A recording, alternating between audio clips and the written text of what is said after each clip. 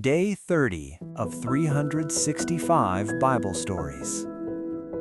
When Laban discovered that Jacob had run away, he was furious.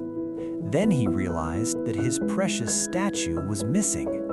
So he gathered his men and rode out after Jacob, searching the countryside far and wide. 7 days later, he finally caught up with them in the hill country of Gilead.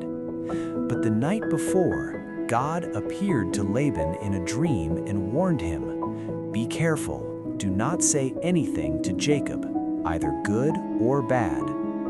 Still angry, Laban stormed into Jacob's camp and shouted, "Why did you run away with my daughters like a kidnapper? And why did you steal my statue like a thief?" Jacob calmly replied, "I left without telling you because I feared you would not let us go. As for your statue, we have not taken it. Go ahead, search our tents." So Laban searched every tent, but he found nothing. Rachel had hidden the statue under a cushion and was sitting on it, so it was not discovered. Then Jacob said to Laban, "I am not a thief. For the past 20 years, I have never stolen anything from you.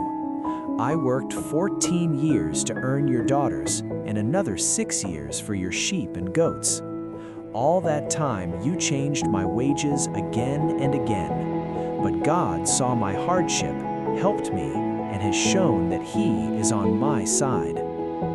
Join me tomorrow as we continue this journey through the Bible.